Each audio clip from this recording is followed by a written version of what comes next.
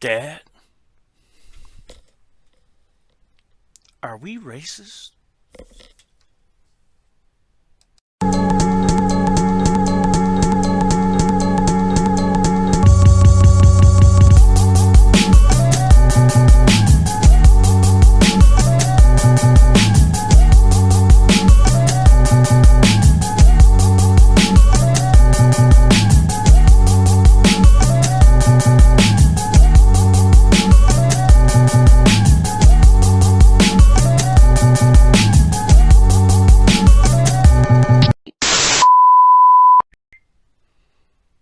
What's up, y'all? This is Jay Spruill. Movies, music, sports, and life. And shout out. Uh oh. Shout out to the homie. Oh my goodness. He isn't even on here. The homie Doug. I got my Hangover Blu-ray. One of the funniest movies of all time. But if you were watching Atlanta last week and you're looking at Marshall and you're looking at this guy like, who is this guy? He looks familiar. It's definitely Doug from Hangover Part 1. I still can't believe they did 3 movies of a guy gets kidnapped and then all his friends are trying to find him. And in all 3 movies, we never hear really any dialogue from him. You know, how can you get caught 3 times? Well, anyway, um, this definitely was not a realistic sequence. So, every time Earn, our hero, our the person who we follow in this show, every time he wants to speak about something very deep and racial, it's always a dream sequence. So first we start with Lake Lanier in Forsyth County, Georgia, 40 hours north of Atlanta, Fulton County, DeKalb County, Gwinnett County, Clayton County. And you're on the boat, and the white guy is telling the story. Then he turns into a monster, and the black guy gets pulled down.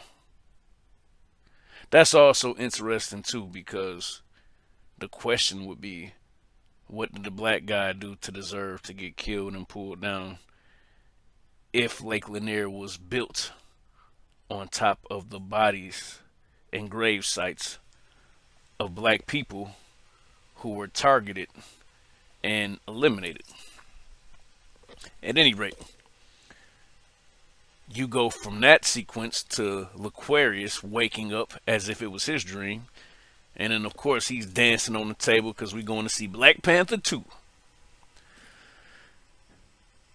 But that ends up being a dream, and then Earn wakes up.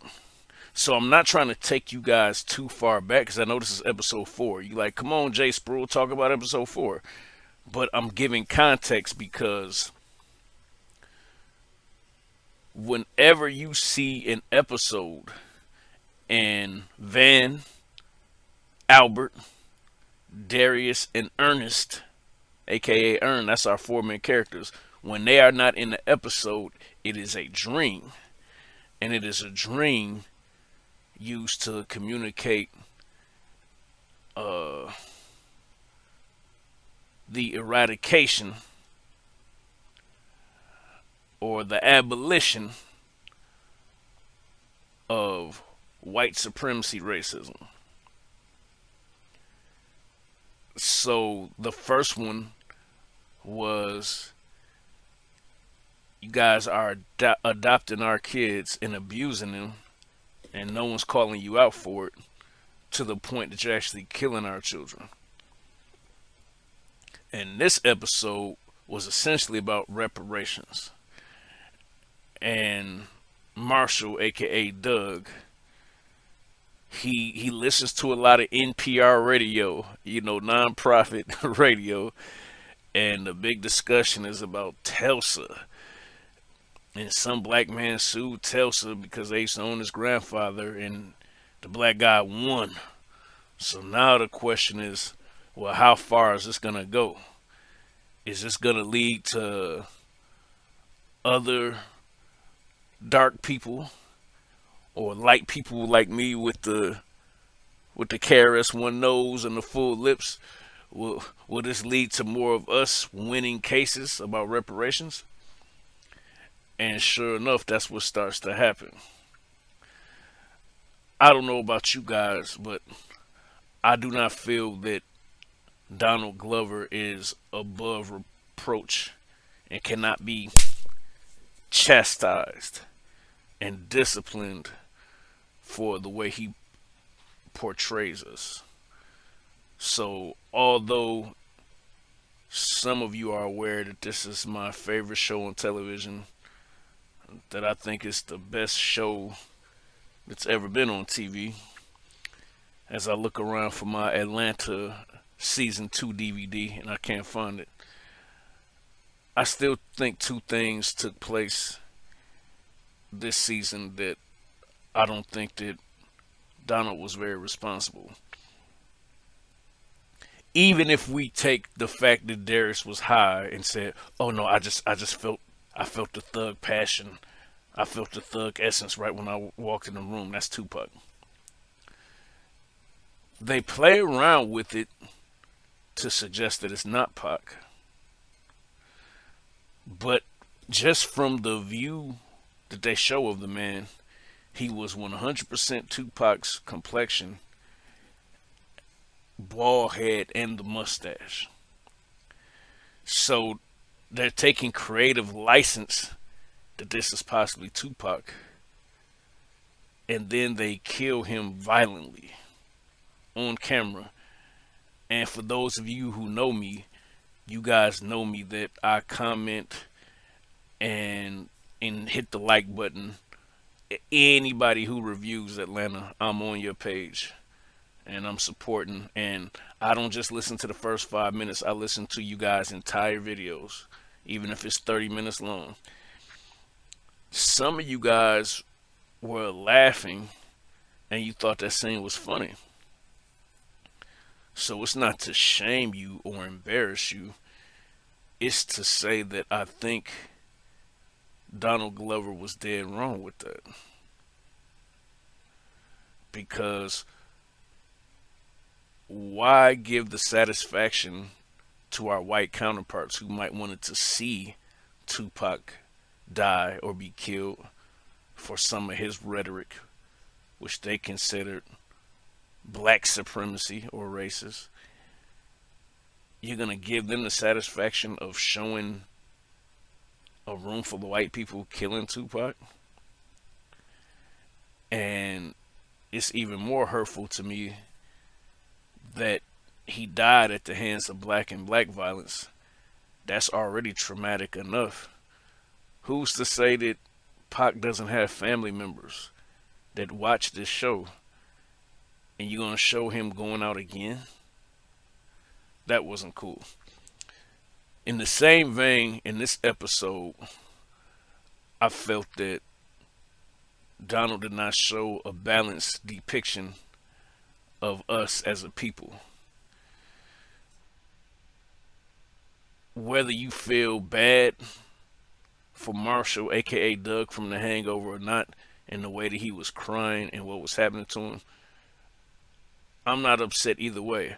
I'm not upset if you say I don't care nothing about that white boy crying because he lost his job and lost his house, or if you feel like, man, that's wrong. He had everything taken from him. What you can't argue with me is that the majority of the black people in this episode, the way they responded to being rewarded with the money was coonish. And it would have been okay if Glover showed Some of us reacting to getting this money being coonish, but other people who are like-minded like me, more than likely would have been like, okay, we need to build a school in our neighborhood. Okay, you know what? We're gonna use this reparations and make a black-owned bank. Hey, you know what? We're gonna build a mall that only sells clothes by black fashion designers. Hey, you know what? We're gonna build a state-of-the-art basketball outdoor facility to help keep our kids off the streets and into other stuff. Things of that nature. But you just heard black people talking about they gonna get some Nikes and they gonna get this car and just basking in the fact that white people have to give them money, but yet having no concept of doing anything responsible with that money or doing anything to change our situation. So I apologize if my review of the show was so serious this time, but it just really irked me, because when you have the license and you have the stage and the platform to represent us, if you represent us in a way that white people can, the ones who don't like us or who are opposed to us, if they can sit back and say, yeah, yeah, that's what they would do with the money, that's a bad thing. You know, before I X out, let me at least get more to the core of the show. At least a couple things that I noticed. Oh, the gentleman at the hotel when he lost his house and he came across another Caucasian male who picked up. I think you and I are in the same situation. He extended his hand and introduced himself as E. My name is Ernest, but it's E. It's almost like this person is now an extension of Ernst's consciousness, which is further proof that these are dream sequences. So in Ernst's own dream, first he's trying to educate a black man about Lake Lanier and the horrors that happened there. And now Ern is coming in corporal form inside of his dream. Now he's trying to educate a white man, Marshall, when he's saying, but I didn't do anything. And then essentially he's saying in so many words, well, if you think that you didn't do anything to deserve what's happening to you now, do you think the black people deserved what happened to them and how they were oppressed? And it seemed at that moment he got it. And then he takes his own life. And once again, your brain should have been sparked. The first time we saw him, because it's the same person that was on the boat in episode 1, 3 slaps. So one episode, he turns into a monster. In the second episode, he takes his life. So these can't these can't be based on real events, because how is this person shape shifting and just going from place to place? All right, I'm 13 minutes in, so I've run my mouth too long. I hope you enjoyed episode 4, and I'm looking forward to what's going to happen on episode 5 once we get back to Europe with our real characters.